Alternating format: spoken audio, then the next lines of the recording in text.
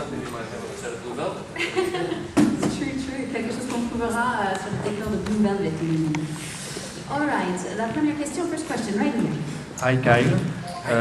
How did you experience the departure of Nicolette Sheridan, and did you fear to have to leave the show yourself at the end of season 5?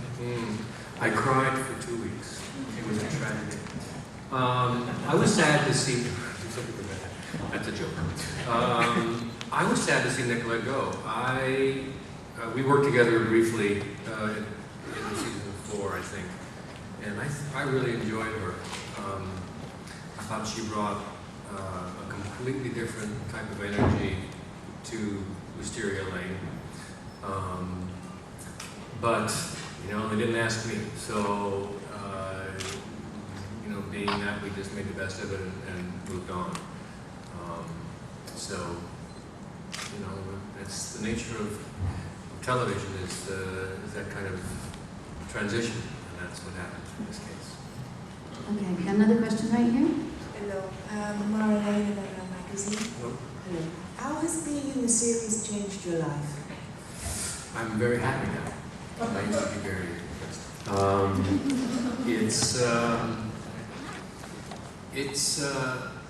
It's a wonderful thing to be a part of a successful television series. It's even better to be asked to be a part of a successful television series, which is was the case for me, both for Sex and the City and for Desperate Housewives.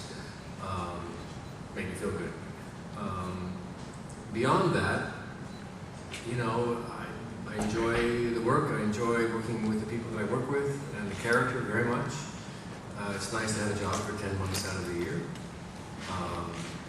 The drive time from my work to my home is 10 minutes. That's not so bad. So I can't complain. The best of all possible worlds would be to work in New York City. My wife has a business that's based in New York City, and so we're doing a lot of traveling back and forth. We're keeping American Airlines, United Airlines, all the airlines in business. And we have a new baby boy. He's 10 months plus now, and it's going to get more difficult, the traveling back and forth this season for me, because I don't want to be away from him. And so we'll see how it goes. What happens to the dogs? Oh, the dogs. I miss the dogs too. Thanks for reminding me. I have got a couple that take care of the dogs, and they love them. They can't wait for me to leave so they can take care of the dogs. So the dogs are happy. They're doing fine. Thank you. Okay, there's a question back here on the left. Kyle, bonsoir, Adrien Manziano, France Bleu. On parle d'une adaptation de la série en comédie musicale, où en sommes-nous? Et puis pour rester un petit peu dans le domaine de la musique, est-il vrai que vous seriez un descendant de Jean-Sébastien Bach? Les gens, vos réalités. C'était quoi la deuxième question, ça va? La première question? Non, la deuxième. La deuxième, vous seriez un descendant de Jean-Sébastien Bach. Okay. So two-part question. The first is Do you about... speak French? Yes. I thought I had to respond. The first was about rumors about a musical comedy version of Desperate Housewives. I started, that's my fault. Sorry. I was just talking kind of crazy and said, wouldn't it be great? And then somebody picked it up and ran with it. And I had to apologize to Mark Cherry about that. So not true. Not true. But I think it would be a great idea. I still think it would be a great idea. And many of the titles of the shows come from musical comedies of the episodes. Oh, well, that's interesting you said. I hadn't noticed that before. But Mark Cherry is a huge musical theater fan. In fact, he has said on occasion, once he finishes Desperate Housewives, he wants to move to New York and write for the theater. So, there you go. Second question was, apparently you are related to John Sebastian Bach? According to my grandmother, and she's no longer alive. So, we're going to have to take her word for it. She was a Bach, and her mother was Louise Henrietta Bach. And she told me, hey, yeah, we descended from the family. Now, it's possible, because evidently old Johann had a lot of kids. So, it's possible. And we are all pretty musical. My mother was a wonderful pianist, played by ear. My brothers and I are all pretty musical, so there you go. Okay, another question right over Hi, there. I'm Tera from Finland. How are you?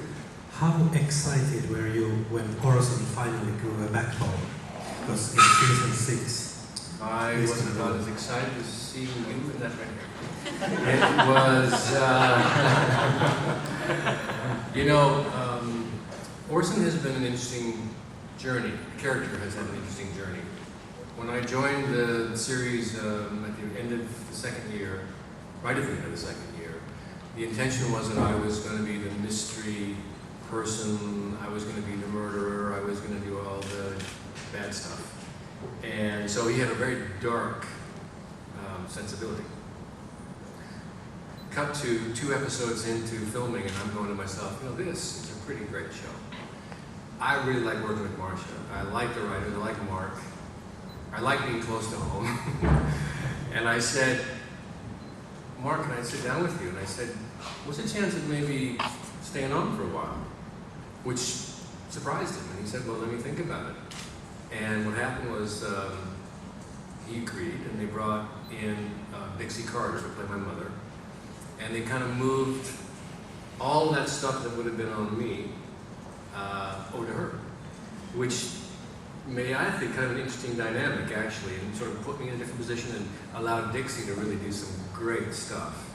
And we had a terrific fight scene at the end there. I love that whole drowning stuff. She was, she's not a spring chicken. She was said, throw me around, come on. And I was like, okay, it was pretty intense. But that has now transformed into, we did a lot of the comedy stuff, which I found a real partner in Marcia Cross, because she's just like that. We have this great sort of, we should really do some kind of a comedy of manners or banter or a coward or something like that, because we both have that ability. And that's been transformed into this last one he's saying, where Orson's trying to find his way, because we had a 5-year jump now. Bree's a successful businesswoman. Orson is kind of lost at sea. So hopefully, and I think it's going to happen, season 6 will give him a stronger direction and a stronger foundation. Okay, back here on the left. Hi, Guy. How you doing?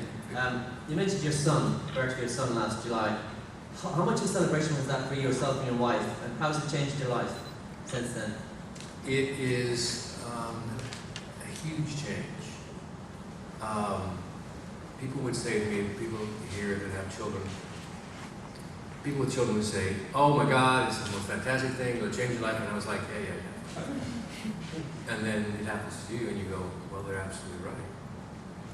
Why I didn't understand it, and it's the case, is simply because there's the before having children and there's an after having children. And to me, it's been an extraordinary experience, and we celebrate him every day. He's here with us, in fact. We brought him, we had to check him into steerage, but he's here. And he's an absolute joy. And it's changed my life. What happens is you go from thinking about yourself, and then you get married, and sort of yourself and your wife, and then you have a child, and it's like, oh, that changes now. It's no longer about me, it's about him, and it's about the family. And so there's all these shifts.